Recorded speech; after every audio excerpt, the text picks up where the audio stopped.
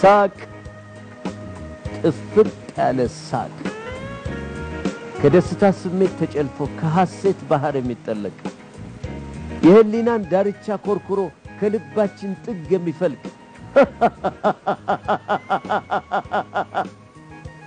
ሳቅ ጥፍጥ ያለ ሳቅ ሐዘን ትካዜን የሰበረ ጤና ማጣትን ድል የነሳ ለዕድሜ ልክ የሚተርፍ ሲሳይ ዝንተ ዓለም የማይረሳ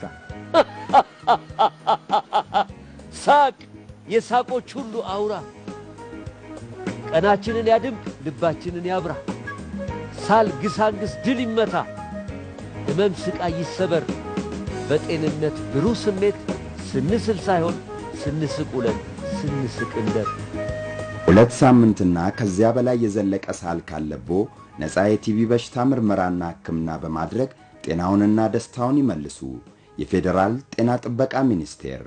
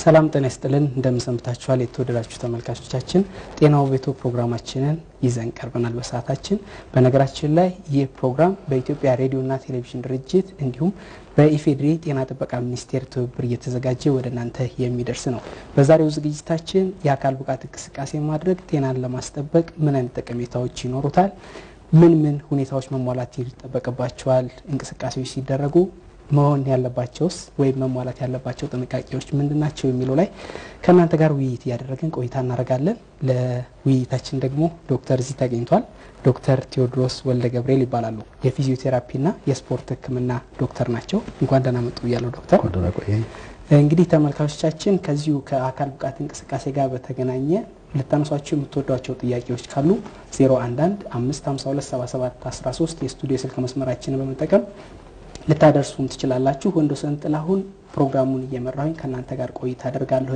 ጥላሁን ጅክሶ ደግሞ የናንተን የስልክ መልእክት እየተቀበለ ወደኛ የሚያደርስ ይሆናል ከመላይ ስቱዲዮ ባለሙያዎች ጋር በመሆን ማለት ነው እንግዲህ ወደ ውይይታችን እንግባ ዶክተር የፊዚዮቴራፒና የስፖርት ህክምና ዶክተር ነው የሚለው እዚህ የእርሶ ሙያ ላይ የተጠቀሰውና ፊዚዮቴራፒ ማለት ነው የሚለውን መጀመሪያ እናብራራና ከዛ ወደ ቀጣዮቹ ነጥቦች እንሄዳለን እሺ አመሰግናለሁ ፊዚዮቴራፒ ማለት በሀገራችን ፊዚዮቴራፒ ይባላል በሌላ ቦታ ደግሞ ፊዚካል ሜዲሲን ሪሃቢሊቴሽን ሜዲሲን ይታወቃል ለረጅም ጊዜ በሀገራችን የተሳሳተ ትርጉም ይሰጠዋል ፊዚዮቴራፒ ማሳጅ ነው ይባላል አንዳንድ ጊዜ ደግሞ ሙቀት ነው ይባላል እንደዛ የሚባል ነገር አለ ፊዚዮቴራፒ ግን በቀጥተኛ ትርጉሙ ልክ የውስጥ ደዌ ስፔሻሊስት እንዳለ ሁሉ የፊዚዮቴራፒ ስፔሻሊስት ደግሞ የውጭ ደዌ ስፔሻሊስት ይባላል ማለት አጥንት ላይ በነርቭ ላይ በዲስክ ላይ በተለያዩ የሰውነት መጋጠሚያዎች ላይ የሚደርሱትን ችግሮች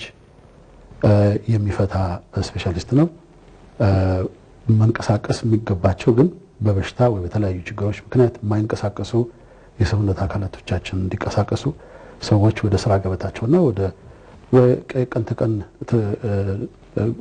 ኑሯቸው እንዲገቡ የሚረዳ የህክምና ዘርፍ ነው መልካም እስኪ አሁን ወደ ዋናው ነጥባችን እንምጣ። የአካል ብቃት እንቅስቃሴ ወይም የሰውነት እንቅስቃሴ ሲባል ምን ያካትታል ወይም ምን ማለት ነው የሚለውን እስኪ እኔ የአካል ብቃት እንቅስቃሴ ወይም ኤክሰርሳይዝ የምንለው ሰዎች በየጊዜው ወይ በየቀኑ የሰውነታቸውን አካል ለማዳበር የሰውነታቸውን አካል ስል ደግሞ ውጭውን ብቻ ሳይሆን ውስጣዊ አካላታቸውን ሁሉ ለማዳበር የሚያደርጉት እንቅስቃሴ በሰውነታቸው ውስጥ የተከማቸ ወይም በጥቅም ላይ ያልዋለ የምግብ ንጥረ ነገሮችን ለማቃጠል የሚረዳ እንቅስቃሴ ነው። መልካም እንደው የዚህ የእንቅስቃሴዎቹ አይነት ይኖራቸዋል? እንግዲህ ኤሮቢክ ኤክሰርሳይዝስ የሚባሉ አሉ።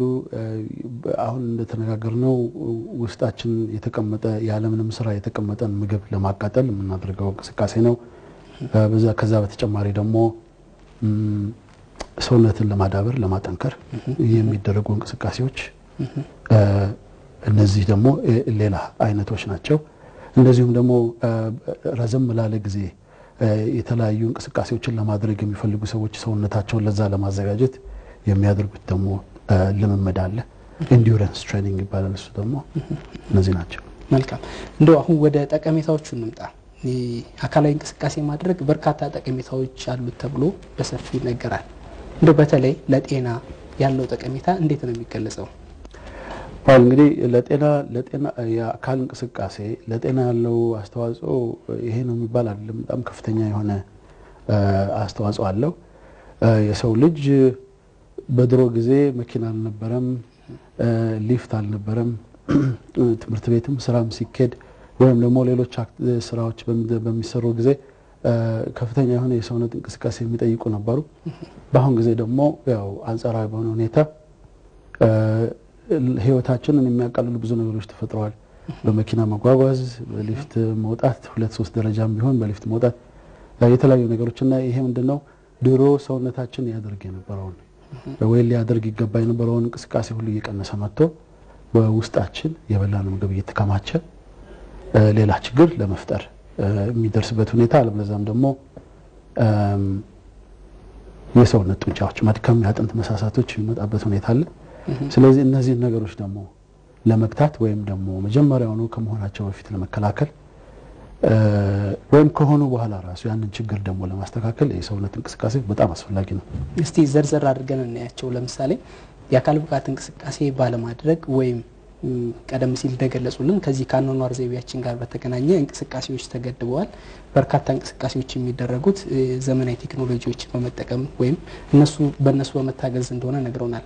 እነዛን አለማድረግ እንቅስቃሴ የሚጠበቅበትን አንድ ሰው እንቅስቃሴ አለማድረጉ የሚያመጣበት የጤና ተጽዕኖ ምንድነው የሚመስለው? መጀመሪያ እሱን እንይና ወደ ጠቀሜታዎቹ ደግሞ ዘርዘር አድርገን እናያቸዋለን። እንግዲህ ከውስጣዊ ችግር እንጀምር። ውስጣዊ ችግር ስንል የምንመገበው ምግብ አለ። የምንመገበው ምግብ በሰውነታችን ውስጥ ገብቶ በተወሰነ ሂደት ውስጥ ካለፈ በኋላ ይጠራቀማል። ካልተጠቀምንበት በስተቀር በተቀማጭነት ነው የሚገኘው። ያ የተቀመጠና የተጠራቀመ የምግብ ንጥረ ነገር ከጊዜ በኋላ የጤና እክል እያመጣ ይመጣል ማለት ነው፣ ጥቅም ላይ ካልዋለ። በውስጣዊ ሰውነታችን ውስጥ የሚያደርሰው ችግር እሱ ሲሆን፣ ሌላው ደግሞ በውጫዊ አካላችን ላይ የሚከሰተው ነገር ምንድነው ብለን ስንል እንቅስቃሴ ካለማድረግ የሰውነት ጡንቻዎች ይደክማሉ፣ መጋጠሚያዎች ይደርቃሉ። ከዛም አልፎ ተርፎ ደግሞ በአጠቃላይ በሰውነታችን ውስጥ መኖር ያለባቸው ኖርማል የሆኑ ትክክለኛ የሆኑ አሰራሮች ይዛባሉ በዛ ምክንያት። መልካም። ስለዚህ እንቅስቃሴ ማድረግ እንደው ያሉት የጤና ጥቅሞች በተለይ አሁን ከነገሩን ጋር ተያይዞ የትኞቹን አይነት የበሽታ አይነቶች ለመከላከል ወይም ተጋላጭነቱን ለመቀነስ ይጠቅማል ተብሎ ይታሰባል? ስለ በሽታ ስናገር መከላከል የምንችላቸው በሽታዎች አሉ። አንዳንድ በሽታዎች ደግሞ ምንም አይነት አማራጭ የሌላቸው ያው በሕክምና ብቻ መስተካከል የሚችሉ አሉ። መከላከል የምንችላቸው የጤና እክሎች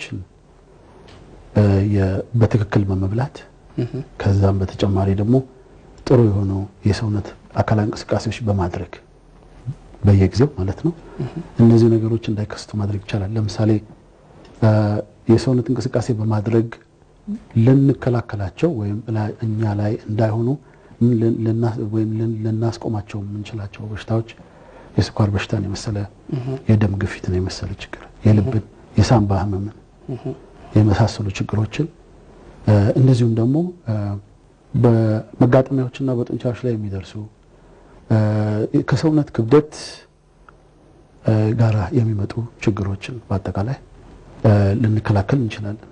መልካም። ተጋላጭነትን ከመቀነስ አንፃርስ ለበሽታዎች የመጋለጥን እድል ከመቀነስ አንፃር ለምሳሌ ጭንቀት ወይም አንግዛይቲ የሚሉትን እንደዚህ ይቀንሳል ይባላል። እንደው ስለነዚህ የሚሉት አለ በተለይ አእምሮ ጤና ላይ? በጣም ጥሩ ጥያቄ ነው። በአሁኑ ዘመን አሁን ባለንበት ጊዜ ማለት ነው ብዙ ሰዎች የስራ ጫና አለባቸው። ድሮ ከምንሰራው የበለጠ የምንሰራ ይመስለኛል። ኮምፒውተር ላይ ለረጅም ጊዜ የሚቀመጡ ሰዎች አሉ። በስብሰባ ውስጥ ብዙ ጊዜ የሚቀመጡ ሰዎች አሉ። በጣም ከፍተኛ ጫና ያለው የስራ ዘርፍ ያላቸው ሰዎች አሉ። እነዚህ ሰዎች በውስጣቸው የተቀማቸውን መንቀሳቀስ የሚገባውን የምግብ ንጥረ ነገር ወይም ደግሞ በአጠቃላይ ሰውነታችን ማስወገድ የሚገባውን ነገር አያስወግዱም። ብዙ ጊዜ በመቀመጥ ወይም ደግሞ ረጋ ያለ ወይም ብዙ እንቅስቃሴ የማያስፈልገው አኗኗር በመኖር ስለሚሆኑ ሰውነታቸው ውስጥ የሚከማቹ ነገሮች አሉ። ከነዛ ነገሮች አንዱ ወይም እነዚህን ሰዎች ከሚያጠቃው አንዱ ነገር ስትሬስ ነው፣ ጭንቀት ያልከው ወይም ደግሞ ሰውነት መዛል፣ በጣም በጠዋቱ ገና ከእንቅልፍ ሲነሱ ድካም ማለት፣ የስራ ፍላጎት አለመኖር ወይም ደግሞ የሙሉ ቀን ስራቸውን በትክክል አለማድረግ እነዚህ አይነት ችግሮችን የሰውነት አካላዊ እንቅስቃሴ ይፈታል። ስሜትንም ያስተካክላል ይባላል። ያሉበትን ሁኔታ እንዲህ ወደ ደስተኝነት የማምራት ሁኔታ አለው ይባላል አካላዊ እንቅስቃሴ ማድረግ። በዚህ ላይ የሚባል ነገር አለ? ትክክል ነው። በጥናትም እንደተረጋገጠው ብዙ አካላዊ እንቅስቃሴ ውስጥ የተሳተፉ ሰዎች ኤነርጂ ያላቸው፣ ደስተኞች ናቸው። ስራቸውን በጉጉትና በፍላጎት ይሰራሉ። ቶሎ አይደክሙም። ከቤተሰባቸው ጋር ደግሞ የሚኖራቸው ጊዜ ከስራ በኋላ ራሱ ጥሩ የሆነ መልክ አለው። ይሄ የሰውን ህይወት ቀን በቀን የሚቀይር ነገር ነው። አብሮት ከሰው ጋር ደግሞ አብሮ የሚሰራው ሰው ደግሞ የዚህን ሰው መልካም ሁኔታ በማየት ጥሩ የሆነ የስራ ወይም የኑሮ ሁኔታ የሚፈጥር ይመስለኛል። መልካም። ከዚሁ ጋር ተያይዞ የሰውነት ክብደትን ለመቀነስ ወይም ባለበት ለማርጋት ወይም ለማቆየት የሚጠቅማል ይባላል። ይህስ እንዴት ነው የሚገለጸው? ቅድም እንዳልኩ የሚገባው ምግብ በሚፈለገው መጠን በሰውነታችን ላይ ጥቅም ላይ ካልዋለ ይጠራቀማል። ሲጠራቀም ደግሞ ወደ ፋትነት ተቀይሮ የሰውነት ክብደትን መጨመር ያመጣል ማለት ነው። ፋት ማለት ሰውነታችን የማይፈልገው ንጥረ ነገር ነው ሲበዛ ማለት ነው። ከዚህም በተጨማሪ ሜታቦሊክ ሬት የሚባል ነገር አለ። ሰውነታችን ቁጭ ብሎ ምንም ነገር ሳይሰራ ቢውል የሚያቃጥለው የምግብ ንጥረ ነገር መጠን ማለት ነው። እድሜያችን በገፋ ቁጥር ወይም እንቅስቃሴያችን የሰውነት እንቅስቃሴ በቀነሰ ቁጥር ይሄ ሜታቦሊክ ሬት የሚባለው እየቀነሰ ይመጣል። ያ የምናቃጥለው የካሎሪ መጠን ማለት ነው እየቀነሰ የመጣ ሰውነታችን የሚያቃጥለው የካሎሪ መጠን በጣም መጨረሻ ላይ ዝቅተኛ ከመሆኑ የተነሳ የምንበላው ምግብ ሁሉ ቁጭ ይላል ማለት ነው ሰውነታችን ውስጥ። ያ ማለት ክብደት ይጨምራል። ክብደት ሲጨምር አጥንት ላይ ችግር ያመጣል፣ ጡንቻ ላይ ችግር ያመጣል፣ ጤና ላይ፣ ሳምባ ላይ፣ ልብ ላይ ወይም ደግሞ የደም ቱቦዎች ውስጥ የሚከማቹ የቅባት ይበዛል። እነዚህ የራሳቸው የሆነ ውጤቶች አላቸው።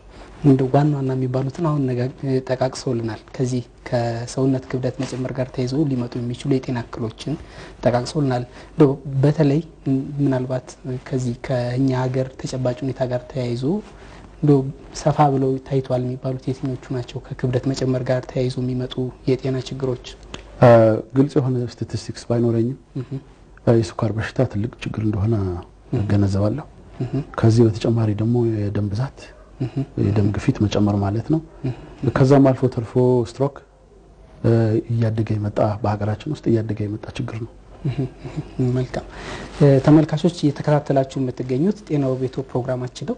ፕሮግራማችን አሁንም እንደቀጠለ ነው። የተወያየን የምንገኘው ደግሞ የአካል ብቃት እንቅስቃሴ ማድረግ ጤናን ለማስጠበቅ ምን ጠቀሜታ አለው፣ ምን እንቅስቃሴዎችን ማከናወን አለብን፣ እንዴት ባለው ሁኔታ በሚለው ላይ ነው ውይይት እያደረግን የምንገኘው።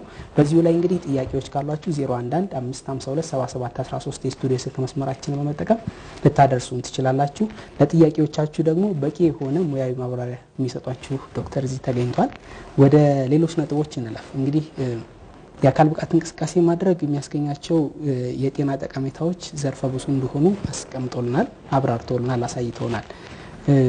እንዴትና በምን ሁኔታ ነው ይሄ እንቅስቃሴ መሰራት ያለበት ተብሎ ነው የሚታሰበው? ከሙያ አንፃር እንዴት ነው የሚገለጸው? እንግዲህ እንደ ሕክምና ባለሙያዎች የምናያቸው ለየት ባለ ሁኔታ ነው ይሄንን ጥያቄ።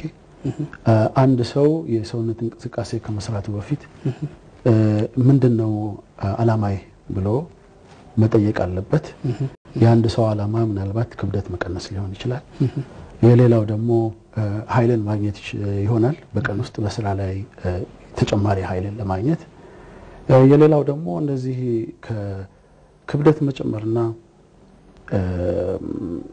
መቆጣጠር ከምንችላቸው ሌሎች ችግሮች የሚመጡ አንጻራዊ በሽታዎችን ለመከላከል ይሆናል። ማለት የልብን ችግር፣ የደም ግፊትን ሊሆን ይችላል። ስለዚህ ያ እንቅስቃሴ የሚያደርገው ሰው ያንን ለይቶ ካወቀ በኋላ በዛ መሰረት የሚጻፉ ሂደቶች ፕሮግራሞች ይኖራሉ።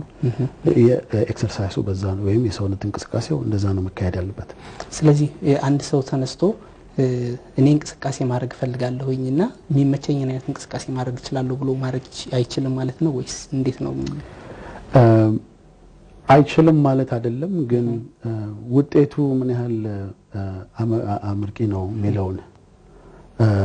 የሚለውን ነገር ነው ማየት ያለበት ያ ሰው። ለምሳሌ ሁላችንም የሰውነት አካል ሁሉንም አይነት ኤክሰርሳይዝ ወይም የሰውነት እንቅስቃሴ ለማድረግ የተመቸ አይደለም። ሩጫ የማይስማማው የሰውነት አለ፣ ክብደት ማንሳት የማይስማማው የሰውነት አካል አለ። እንደዚሁም የተለያዩ ነገሮች የተለያዩ እንቅስቃሴዎችን ማድረግ የማይችል የሰውነት አካል አለ።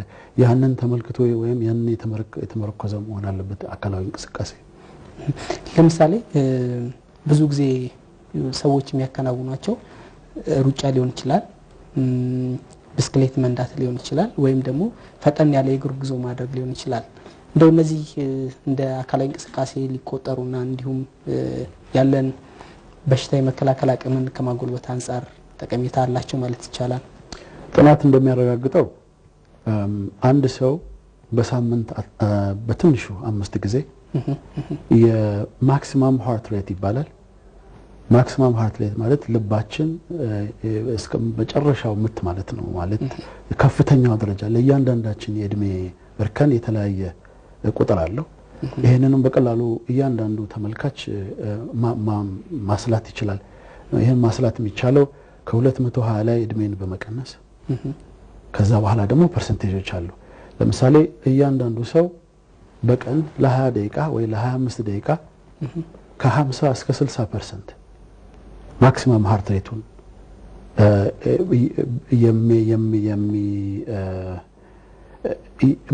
ልቡን ወደዛ ምት ደረጃ የሚያደርስ እንቅስቃሴ ከሰራ በጣም ጤነኛ ሰው ነው ወይም ወደ ጤንነት የሚያመራ መንገድ ላይ ነው ያለው ይላል ጥናት። እሱን ተመርኩዘን እንግዲህ እድሜ እየጨመረ በሄደ ቁጥር ያቺ ቁጥር ደግሞ እየቀነሰች ትሄዳለች እና ኤክሰርሳይዝ በመናደርግበት ጊዜ አትሊስት በሳምንት 5 ጊዜ ይሄ አስፈላጊ ነው በጣም። ሌሎች ነጥቦችንም ከአንድ ጥያቄ በኋላ እንመለስባቸውና በሰፊው የምናያቸው ይሆናል። ጥያቄ መስመር ላይ ይገኛሉ። ሄሎ ሄሎ፣ ጤና ይስጥልን። አብሮ ይስጥልን ዶክተር ቴድሮስ። ጤና ይስጥልኝ። አቤት፣ ሰለሞን ከደሴ። እሺ፣ ጥያቄው ወይም አስተያየቶ? ጥያቄ ምን መሰለዎት፣ የመኪና አደጋ ደርሶብኝ እዛ ኮሪያ ሆስፒታል እንትን ተሰርቼ ነበር። ብረት ስፓይናል ኮርድ ላይ ገብቷል እና ፊዚዮቴራፒ ነው ለዚህ ያበቃኝ ማለት ለመዳን የቻልኩት ፊዚዮቴራፒ ሰርቼ ነው ያኮፓንቸር የሚባለውን ማለት እና ምን አሁን እኔ የምጠይቀው ፊዚዮቴራፒ ስፔሻሊስት እንደመሆኑ ምን አይነት ስፖርት ነው እንቅስቃሴ ለዚህ ለስፓይናል ኮርድ ማድረግ ያለብኝ መመገባቸው ምግቦች ምንድናቸው ማለት ነርቮችን የሚያነቃቃ ነገር እሺ ምናልባት ተጨማሪ ጥያቄ ይኖርታል ዶክተር ሌላ ተጨማሪ ጥያቄ የምጠይቀው በቃ እነዚህ ነገሮች ነውና ነርቮች አብዛኛው ጊዜ አንዳንድ ጊዜ ነርቮችን ለማነቃቃት ምን ምግብ ነው መውሰድ ያለብኝ ስፖርት ምን አይነት እንቅስቃሴ ነው ለዚህ ለስፓይናል ኮርድ ማድረግ ያለብኝ እና አብዛኛው ጊዜ በመኪና ምናምን ሲንቀሳቀስ ትንሽ ይሰማኛል ብረትም ስላለው ጀርባዬ ላይ ማለት ነው ስፓይናል ጥሩ ተጨማሪ የለውም ነው እንጠይቋቸዋል ማለት ነው እና እንደገና ፊዚዮቴራፒ አሁን ቀጣይ መስራት አለብኝ አይ ጥያቄው ግልጽ ነው ስለዚህ እናሰናብታቸው እሺ ስለደወሉልን እጅግ እናመሰግናለን መልሱ ሊከታተሉን ይችላሉ እንግዲህ አድማጩ እንዳሉት በስፓይናል ኮርድ በችግር በመኪና አደጋ የተከሰተው ነገር ለማስተካከል ስፓይናል ኮርድ ውስጥ ብረት ገብቷል አጥንቱ ላይ ማለት ነው አጥንቱን እንዳይወላውልና ብዙ እንቅስቃሴ እንዳይኖረው ለማስተካከል ነው ብረቱ የገባው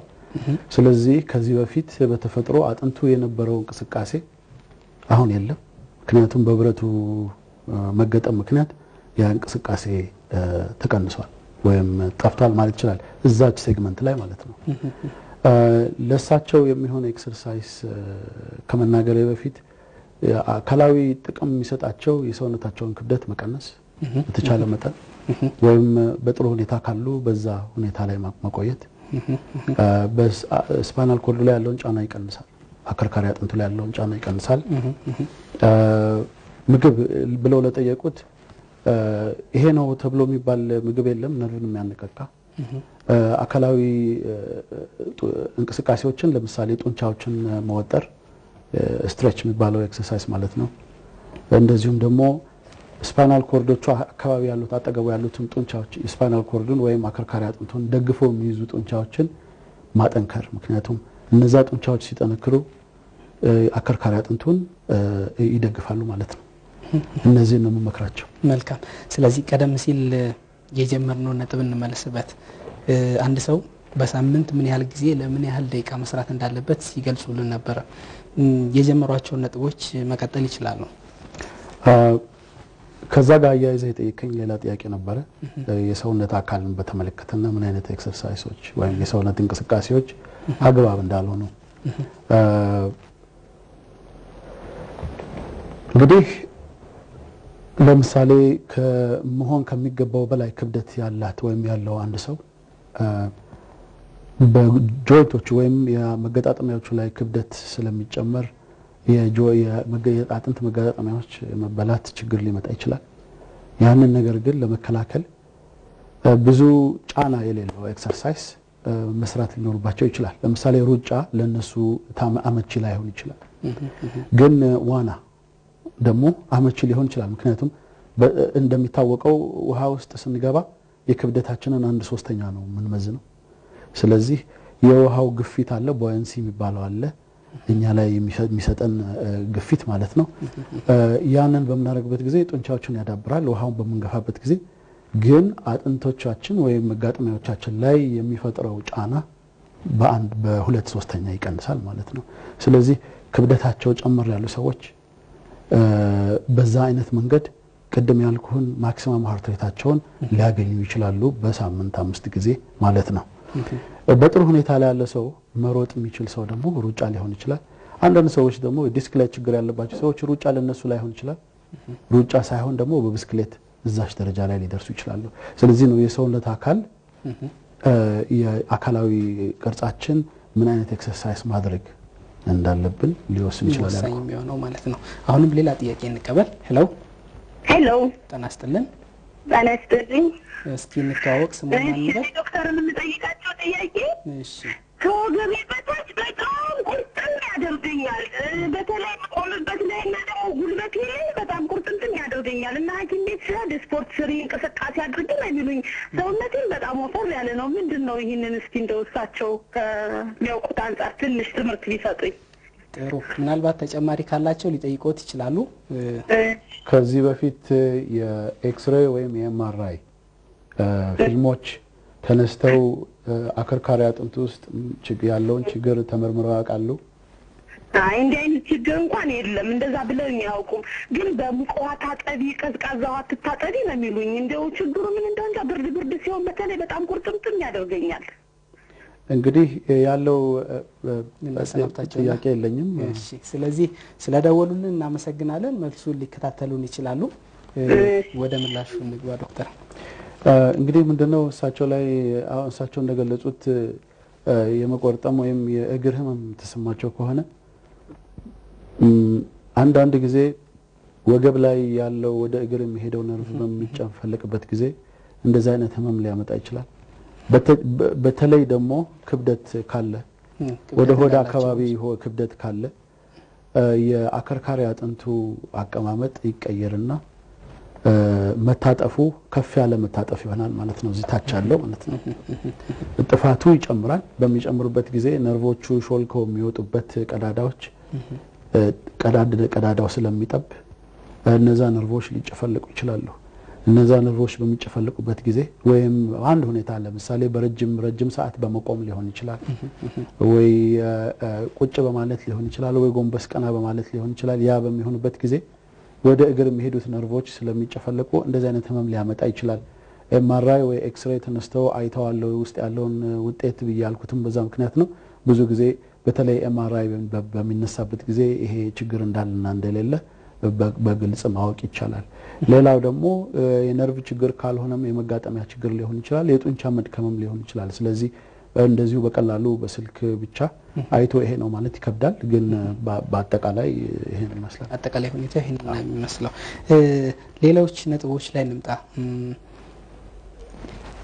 የእድሜና የጾታ ሁኔታ እንዲሁም ሌሎች የጤና ሁኔታዎች ይወስኑታል የአካል ብቃት እንቅስቃሴ ለማድረግ አዎ ለምሳሌ በጾታ ብንል የክብደት አነሳስ ሁኔታ ሊሆን ይችላል ሴቶች እንደ ወንዶች ብዙ የጡንቻ ክምችት ያላቸው ካላቅማቸው በላይ ክብደት በማንሳት የሚደርስ ችግር ሊኖር ይችላል ወይም ራሳቸውን ወደዛ ሳያለማምዱ እዛ ደረጃ ላይ ሳይደርሱ ያላቅም በማንሳት ወይም ደግሞ አብሮ በሚያሰራ ሰው ግፊት ከባድ ነገር በማንሳት ነገሮች ሊከሰቱ ይችላሉ አክቹሊ ይሄ ወንድም ላይ ሊሆን ይችላል ለሴቶች በሚሰራ ኤክሰርሳይዝ ወይም የሰውነት እንቅስቃሴ አንዳንድ ጊዜ ለየት የሚያደርገው ሴቶች በተፈጥሮ በተለይ ከወሊድ በኋላ አንዳንድ የሚሳሱ የሚደክሙ የሰውነት ጡንቻዎች አሉ እነዛን ለማዳበር የሚሰሩ የሰውነት እንቅስቃሴዎች አሉ ከዛ በተረፈ ደግሞ ሴቶች በብዛት የሚጠቅማቸው ኮር ኤክሰርሳይዝስ የሚባሉ ወይም የሰውነትን ማዕከላዊ የሆነ እንቅስቃሴ ማለት አንድ ህንጻ ሲሰራ ምሰሶ እንዳለው ሁሉ ሰውነታችን ምሰሶ አለው እነዛን ያን ምሰሶ ምንላቸው ለምሳሌ ሆድ ላይ ያሉ ጡንቻዎችን እነዚህ የዳሌ አጥንቶች ውስጥ ያሉ ጡንቻዎችን ከጀርባ ያሉ ጡንቻዎችን መስራት በጣም ሊጠቅማቸው ይችላል በሴትነት ማለት ነው በተለይ በየወሩ በሚከሰተው የወር አበባ ጊዜ ወይም ደግሞ በእግዝና ጊዜ በሰውነት ሴቶች ሰውነት ውስጥ የሚጨምሩ ንጥረ ነገሮች አሉ እነዛ ሆርሞኖች ወይ ንጥረ ነገሮች በሰውነት ውስጥ ያሉ ጅማቶችን በጣም ስለሚያሳሱ የሰውነት መጋጠሚያዎች ያለ ልክ የመንቀሳቀስ ሁኔታ ያም ደግሞ አልፎ ተርፎ አደጋ የመፍጠር ሁኔታ ስላለ ጡንቻዎችን የበለጠ በተለይ እዛ መሃል ላይ ያሉ ጡንቻዎችን የማጠንከር ኤክሰርሳይዝ ነው መስራት ያለባቸው እላለሁ መልካም ሌሎቹ ነጥቦች አሁንም ካንድ ጥያቄ በኋላ እንመለስባቸው ሄሎ ጤና ይስጥልን እንደማዋላችሁ ደህና ነኝ እግዚአብሔር ይመስገን ዶክተርን ጠይቃችሁ የፈለኩት ነገር ነበረኝና እሺ መስመር ላይ ገብቼ ነው ነገሮች እሺ ስሙን ያስተዋውቁናል ጌታቸው መንገሻ ታንሳል እሺ ጌታቸው ዶክተር ምንድነው ቀደም ሲል ኤክሰርሳይዝ ሰራ ነበር አሁን ደግሞ ትንሽ ከእድሜ ጋር ኤክሰርሳይዝ ተመስራት ወደ ስራቸው ገብቻለሁና ምን አይነት ኤክሰርሳይዝ መስራት እንዳለብኝ ከእሱ ሙያ አኳያ እንዲገልጹልኝ ፈልጌ ነው አንዱ ይሄ ነው ሁለተኛ ባለቤቴ ትንሽ የባክቦን ፕሮብለም ነበረባት እና ሕክምና እያደረገች ነው። በካይሮፕራክቲስ ቴሌቪዥኑን ከፍቷል መሰለኝ። በአቅራቢያው ቴሌቪዥን አለ? ሄሎ ሄሎ ከውጭ ከጎረቤት ዘንድ አጥፉ ልበላቸው። ሄሎ እየተደማመጥን እናድርገው። አሎ ቴሌቪዥን አጠገቦ ካለ ያጥፉልንና እሺ፣ ወይ ትንሽ ራቅ ብለው በደንብ ያዋሩን። የሁለተኛውን ጥያቄ በደንብ መስማት አልቻልንም፣ ይድገሙልን። ሞባይል ነው ያስኩት። ጥሩ እሺ፣ ይሰማል። የሁለተኛውን ጥያቄ ይድገሙልን። የሁለተኛው ጥያቄ በባለቤቴ በካይሮፕራክቲስ ኢንተርኖች እየተከታተለች ዶክተሮች ማለት ነው። ምንድነው እሷ አሁን ያን የጀርባ ኬዝ ነው፣ በዛ እየተከታተለ ምን አይነት ኤክሰርሳይዝ ብትሰራ ያንን ህመም መቆጣጠር እንደሚችል ከሳቸው ለማዳት ፈልጌ ነው። መልካም። ቀደም ሲል ያነሱልን የእድሜ ጉዳይ አንስተውልናል። ምናልባት እድሜውን ቢነግሩን ምናልባት ይጠቅማል ያስባለሁ። ወደ 45። እሺ ጥሩ። ተጨማሪ ጥያቄ ካላቸው ዶክተር ይጠይቃሉ? ጥያቄ የለኝም። ስለዚህ ሊከታተሉ ይችላሉ መልሱን። እናመሰግናለን ስለደወሉልን። እሺ የመጀመሪያው ጥያቄ እንግዲህ ስለ እድሜን በተመለከተ ነው። አድማጭ ትንሽ እድሜ ወደፊት የገፋ ይመስላችኋል መሰለኝ፣ ግን 45 በጣም ገና ወጣት እድሜ ነው። የኤክሰርሳይዝ ወይ ሰውነት እንቅስቃሴ በዛ እድሜ የሚከለከል ምንም አይነት ነገር የለም። ቅድም እንደተነጋገርነው እንግዲህ አድማጭ ራሳቸውን በምን አይነት ሁኔታ ማስተካከል እንደሚፈልጉ አላማቸው መጀመሪያ ግልጽ ማድረግ አለባቸው። በሰውነት ጡንቻ መዳበር ነው፣ ህመምን መከላከል ነው፣ ምን በሚመስል ሁኔታ ነው ኤክሰርሳይሱ መደረግ ያለበት የሰውነት እንቅስቃሴው። እሱን ከለዩ በኋላ ማንኛውም አይነት ኤክሰርሳይዝ በባለሙያ ቢሆን እርዳታ ቢሆን ጥሩ ነው። አብሮ ኤክሰርሳይዝ ወይም የአካል ብቃት እንቅስቃሴ የሚያሰራ ሰው ጋር ምክር ተቀብለው ቢሆን ጥሩ ነው።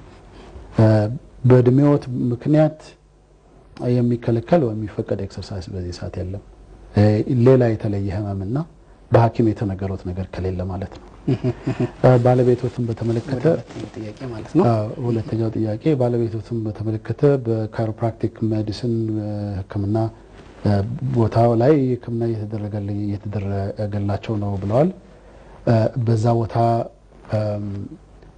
ህክምና እየተደረገላቸው ከሆነ ባላቸው ችግር መሰረት የህክምና ችግር ማለት ነው ለሳቸው የሚገባ ኤክሰርሳይዝ እዛው ቦታ ቢጠይቁ ጥሩ ነው ይላለሁ።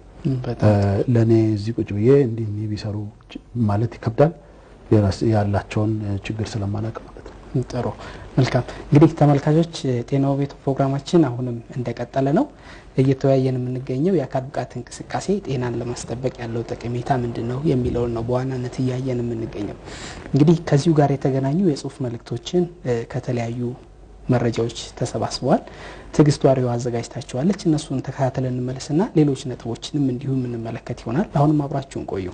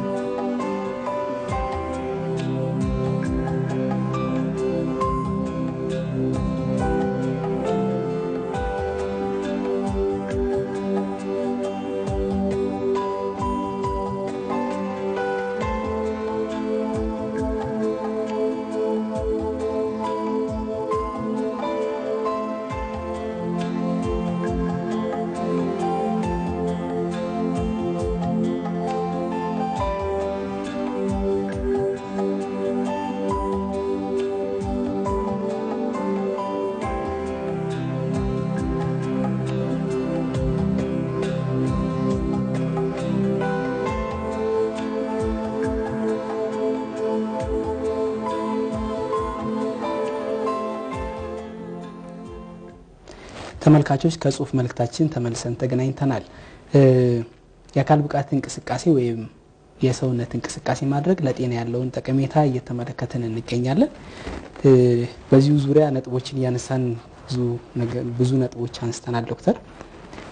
አሁን ላነሳ የወደድኩት ነጥብ ምንድነው? የሰውነት እንቅስቃሴ አንድ ሰው መጀመር ሲያስብ በምን መልኩ ነው መጀመር ያለበት? ማለት በምን ያህል ደቂቃ እንዴት ነው መጀመር ያለበት? እንቅስቃሴው ሲጀመር በምን ሁኔታ ነው መጀመር የሚጠበቅበት? ከዛ እንዴት ነው ያሳደገ መሄድ ያለበት የሚለውን ነገር ትንሽ ግልጽ ብናደርገው ጥሩ ነው።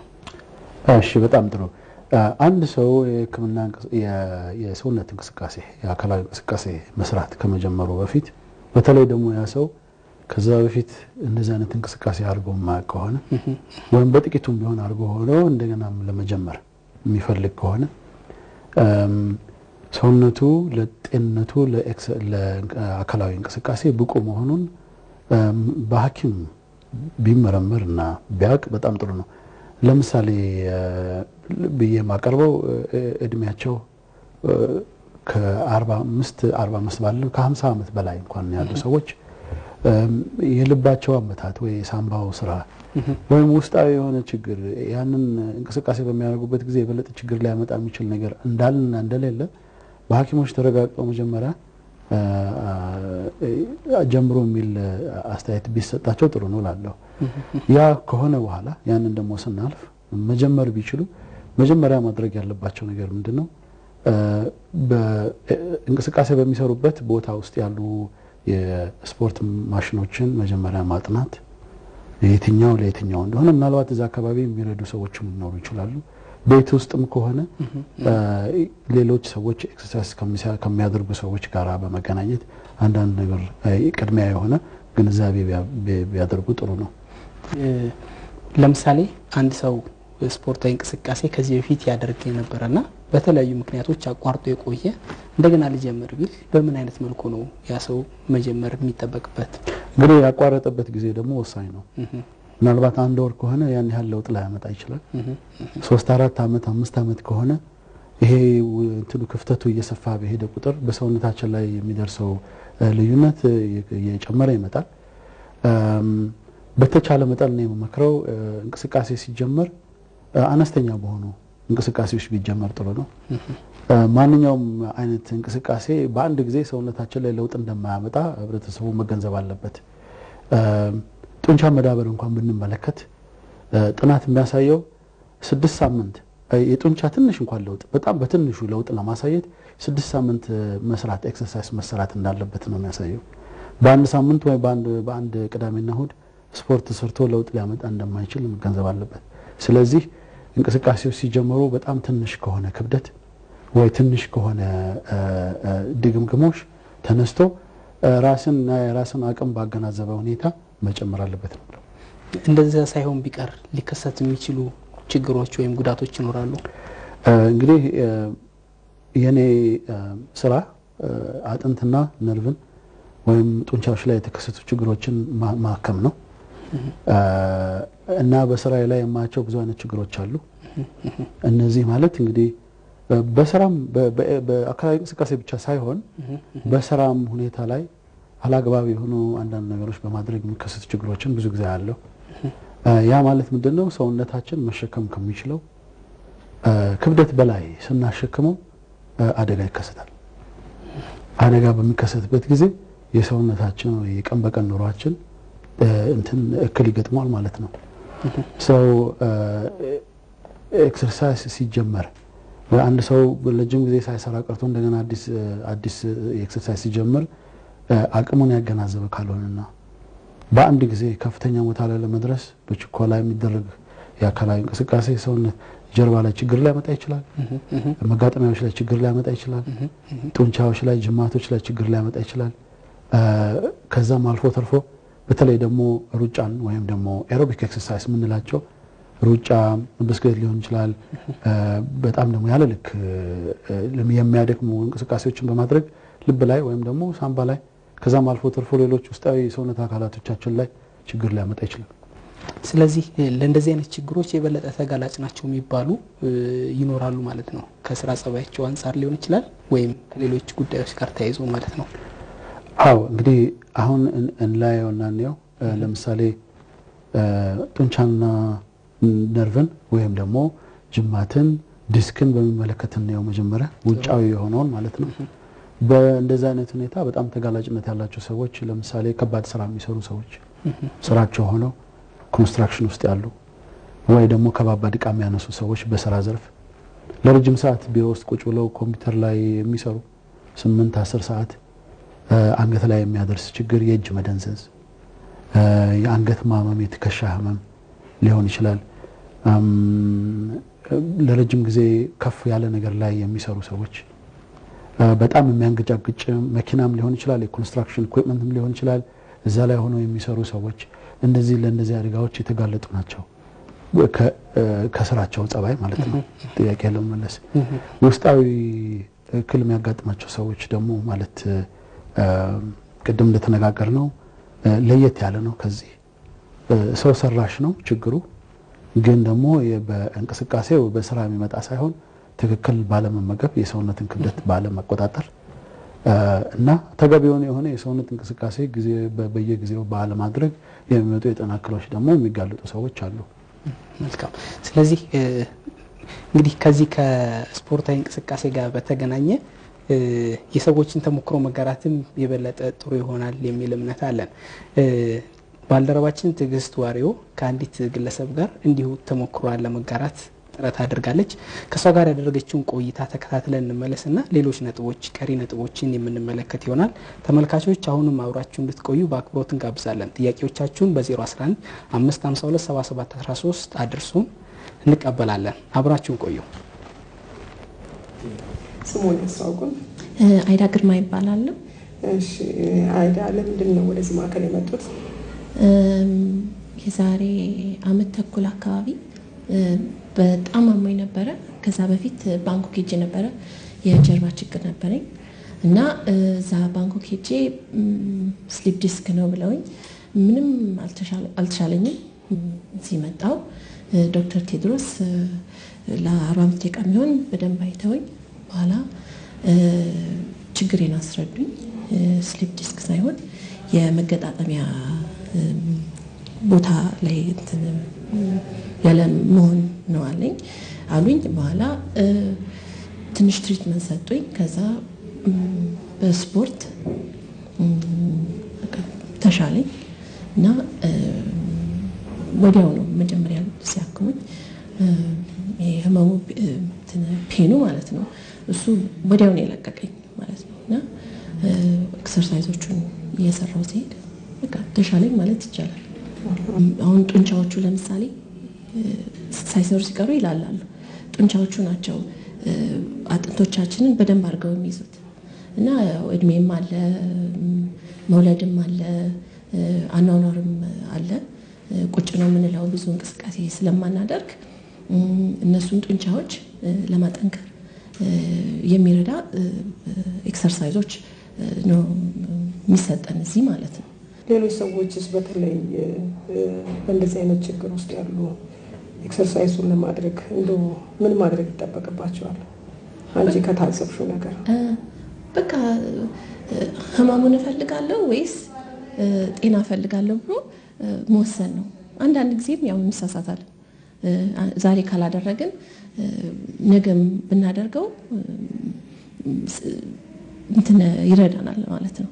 አንድ ጊዜ ወይ እንሰንፋለን ወይ ጊዜ እናጣለን። ግን ዛሬን ካሳለፍን ነገም ሰርተን ያንን ችግር እንትን ማሻሻል እንችላለን። በቃ ኤክሰርሳይዙን መስራት ብቻ ነው።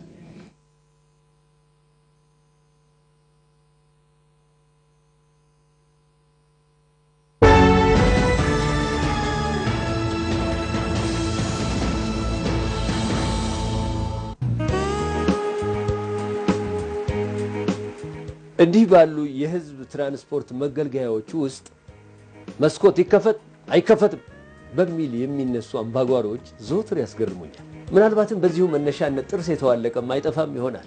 ግን ደግሞ እንዲህ ባሉ ተገልጋይ በሚበዛባቸው ቦታዎች ሁሉ መስኮቶችን በመክፈት ንጹህ አየር እንዲገባ በማድረግ የቲቢ በሽታን መከላከል ይቻላል።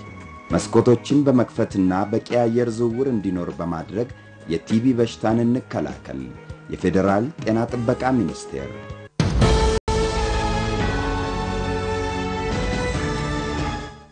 ተመልካቾች እንግዲህ የተሞክሮ ተጋርተን ተመልሰናል።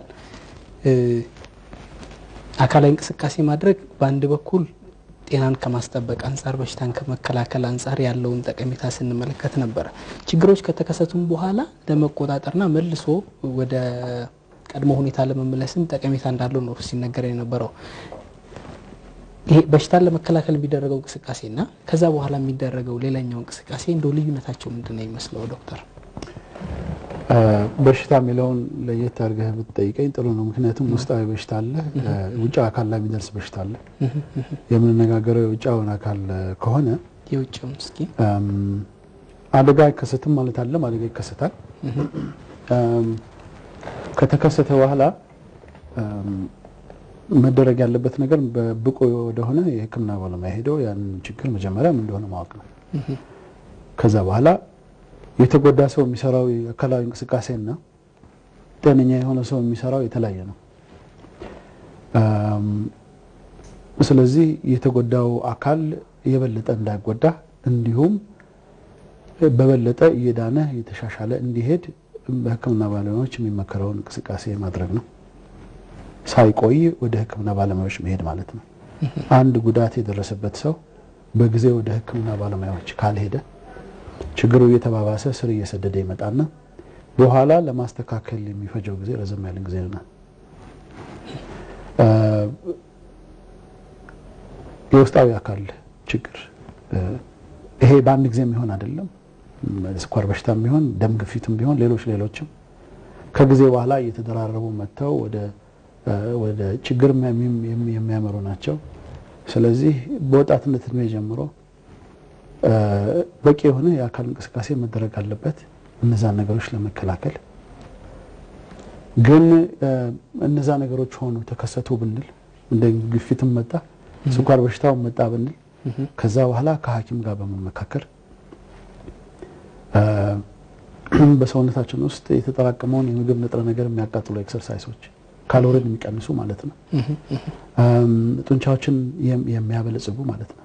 አሁን ይሄን ስል እንግዲህ ካሎሪ ዝም ብሎ መቃጠል ብቻ ሳይሆን ካሎሪን ወይም ይሄ ምግብ ንጥረ ነገር የሚያቃጥል ሲስተም በሰውነታችን ውስጥ አለ።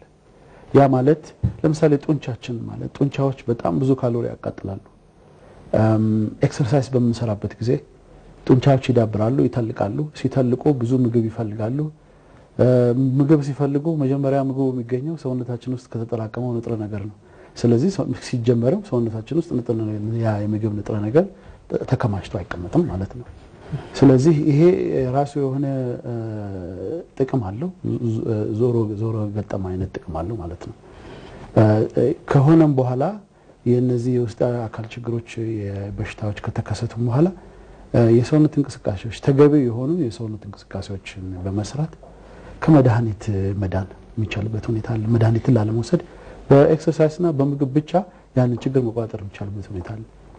ጥሩ። አሁንም ጥያቄ እንቀበል። ሄሎ ጤና ይስጥልን። ጤና ይስጥልን። እስቲ ጥያቄውን ይቀጥሉልን። አሁን ዶክተር ቴዎድሮስን ያው ለመጠየቅ ያክል ነው። ከ45 ቀን በፊት እግር ኳስ ስጫወት እዚህ ፊት የተጎዳሁት ጉዳት ነበረ እግሬ ላይ ጉልበቴ ላይ እና ያንን ኦፕሬሽን ተሰርቼ 46 ቀን ሆኖኛል እና ያንን ለማጠንከር ምን አይነት ፊዚካል ኤክሰርሳይዝ መስራት እንዳለብኝ እና ሁለተኛ ጥያቄ ደግሞ እግሬን ለማጠፍ 90 ዲግሪ ድረስ ነው እስካሁን የታጠፈልኝ። ከዛ በኋላ አልታጠፍልኝ አለ። ከፍተኛ የሆነ ስሜት አለው እና በዚህ ላይ ያለው ነገር ቢያብራሩልኝ እና ደግሞ ኤክሰርሳይሱ ጉልበቴ ኤሲኤል የሚባል ጅማት ነው ተጎዳ ተብዬ የተስተካከለልኝ። እሱን አሁን ቀጥ አድርጌ ለማንሳት አቅም ያጠረኛል እና ስለዚህ አሁን ያንን ኤክሰርሳይዝ ለመስራት ምን አይነት ኤክሰርሳይዝ በቀላሉ አለማምጄ ወደ ጤና እመለሳለሁ ብዬ አስባለሁ። እሺ እናመሰግናለን። ዶክተር ያለ ጥያቄ ነው። ከ45 ቀን በፊት ነው ያሉት? ከ45 አሁን 46ኛ ቀን ጥያቄ ለኝ በቃ ስለዚህ እናሰናብታቸውና መልሱን ሊከታተሉን ይችላሉ። ጥያቄውን ተቀብለናል። እሺ እንግዲህ የእሳቸው ጉዳይ ኤሲኤል ወይ አንቴሪየር ክሩሸት ሊግመንት የሚባል የጅማት መበጠስ ችግር ደርሶባቸው ያ ጅማት ነው የተቀጠለው ጉልበታቸው ውስጥ። ማንኛውም አይነት የቀዶ ጥገና ሲሰራ የራሱ የሆነ የጊዜ ገደብ አለው። አንድ ሰው ምን ማድረግ በዚህ ጊዜ ምን ማድረግ አለበት፣ በዚህ ጊዜ ደግሞ ምን ማድረግ አለበት የሚል ፕሮቶኮል ይባላል። የሰርጂካል ፕሮቶኮል ይባላል። ፖስት ሰርጂካል ፕሮቶኮል ከሰርጀሪ በኋላ ወይም ከቀዶ ጥገና በኋላ። የእሳቸው ጉዳይ ለመጀመሪያው 6 ሳምንት ወይም እስከ 8 ሳምንት ድረስ ምንም አይነት ጫና እዛ ጅማት ላይ እንዳይደረግ ያስገድዳል። ሊጋመንት ነው ማለት ጅማት ነው። ጅማት ውስጥ አንደኛ እንግዲህ የተቆረጠን ጅማት መቀጠል ማለት ጅማቱ ደግሞ ደም ስር እንዲኖረው ያስፈልጋል። የራሱ የሆኑ ነርቮች እንዲኖሩት ያስፈልጋል። ያ ሁሉ እስኪቀጣጠል ድረስ እዛ ጅማት ላይ ጫና ካደረ ጅማቱ በትክክል ላይድን ነው። ስለዚህ ብዙ ክብደት ያለው እንቅስቃሴ ባያደርጉ ጥሩ ነው። ጉልበቱ 90 ዲግሪ በላይ ወይም አንድ ጉልበት እስከ 135 ዲግሪ ድረስ መታጠፍ አለበት። ስለዚህ አንድ 45 ዲግሪ ያህል ይቀርበታል ማለት ነው። የእርሶ የማይታጠፍበት ምክንያት ምናልባት ከቀዶ ጥገናው በኋላ ለረጅም ጊዜ እግሮን ታሽገው ስለነበረ ወይም ደግሞ በህመም ምክንያት በመፍራት እግሮን ከማንቀሳቀስ ተቆጥበው ስለነበረ ሊሆን ይችላል። አቅራቢያው ወደሚገኝ የፊዚዮቴራፒ ስፔሻሊስት ክሊኒክ ቢሄዱ ለዚህ መፍትሄ ሊያገኙ ይችላሉ። ቀስ በቀስ ይሄ ጉልበት ከ90 ዲግሪው ተጨማሪ ታጥፎ ወደ ኖርማል ወደ ሆነው እንትን እንዲደርስ ማለት ነው። መልካም። ቀደም ሲል እንግዲህ አንዳንድ ነጥቦች ሲነሱ በባለሙያ የታገዘ እንቅስቃሴ ማድረግ የበለጠ ጠቀሜታው የጎላ ነው ሲባል ነበር። እንደዛ ማድረግ የማይችል ሰው ቢኖርስ? ባለሙያ ጋር መቅረብ የማይችል ወይም ስፖርት ቤቶች ውስጥ መግባት የማይችል ሰው ቢኖር እንደው ምን አይነት እንቅስቃሴዎች እንዲያደርግ ነው የሚመከረው? እንግዲህ ለውጫዊ አካል እንቅስቃሴ ትንሽ ከበድ ይላል። ማለት ጥንካሬ የጡንቻን ይዘት ለመቀየር ወይ ለማጠንከር የሚፈልጉ ሰዎች የግድ ያንን ጡንቻ ቻሌንጅ የሚያደርጉ ወይም ክብደት ከጡንቻው ካፓሲቲ በላይ ጡንቻውን ሊገፉ የሚችሉ ክብደቶች ማንሳት ይኖርባቸዋል። ክብደት ማንሳት ካለባቸው ቤታቸው ክብደት ከሌለ ያንን እንዴት አድርጎ መተካት ይችላል የሚለው ትንሽ ከበድ ያለ ጥያቄ ነው።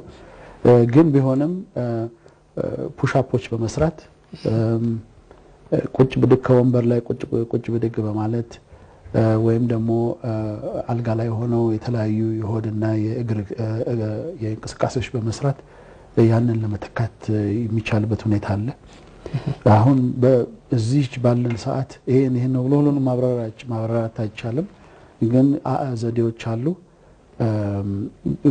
የውስጣዊ አካልን በተመለከተ ማለት የሳምባን፣ የልብን፣ የደም ዝውውርን ነገሮች እነዚህ ነገሮች ጤንነታቸውን ለመጠበቅ ቅድም እንደተነጋገር ነው